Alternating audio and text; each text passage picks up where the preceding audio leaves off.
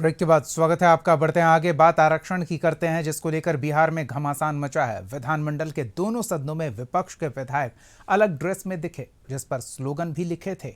इसके जरिए सत्ता पक्ष पर निशाना साधा गया।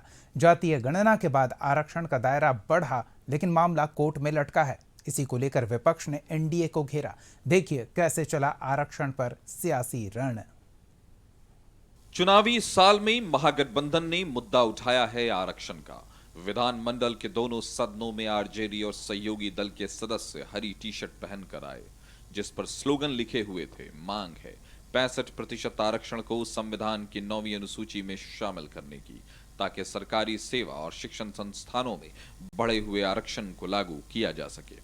नेता के नेतृत्व में सरकार को झुकाएंगे हम लोग, इसीलिए इस चीज को हम लोग आज सदन तक लाए। सदन से अब हम लोग सड़क तक जाएंगे, लेकिन हम लोग अपनी मांग को, अपने नेता की मांग को, जो पूरे देश में पहली बार एक मेरे नेता आदरणीय तेजस्वी प्रसाद यादव जी ने आरक्षण के लिए खड़ा हुआ है, और हर हालत में हम लोग सड़क तक जाएंगे।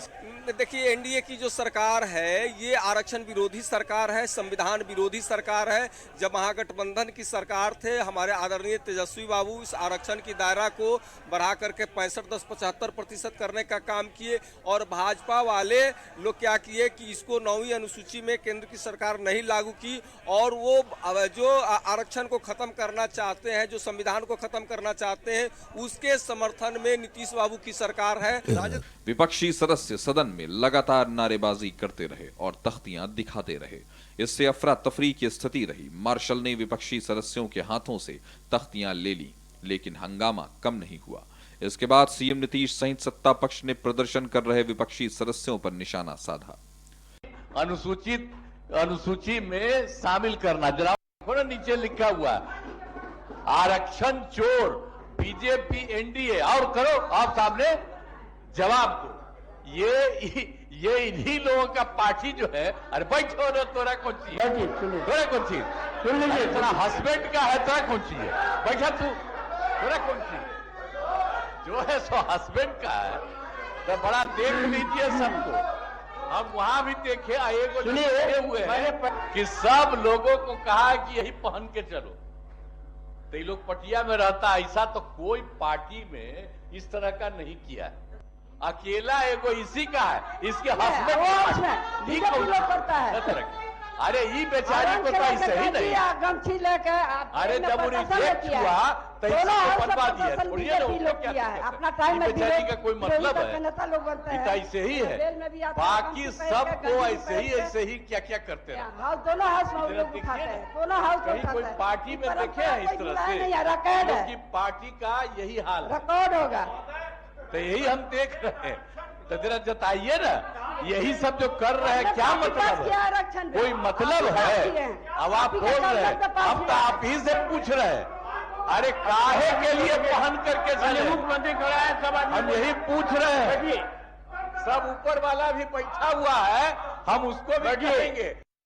आधारित गणना कराने का फैसला ये नीतीश कुमार के नेतृत्व में एनडीए के हुकूमत में लिया गया था।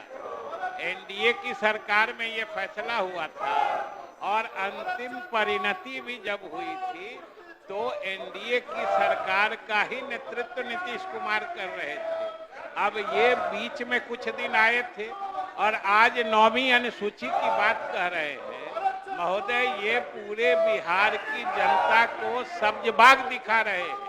हरा टी शर्ट पहन के तो सब्जबाग ही दिखाया जा सकता है, क्योंकि आज सब जानते हैं कि ये कानून उच्च न्यायालय द्वारा निरस्त कर दिया गया है। दरअसल बिहार में जाति गणना के बाद 65% आरक्षण लागू किया गया था। नए आरक्षण बिल में पिछड़ा और अति पिछड़ा वर्ग के लिए आरक्षण 30% से बढ़ाकर 43% कर दिया गया।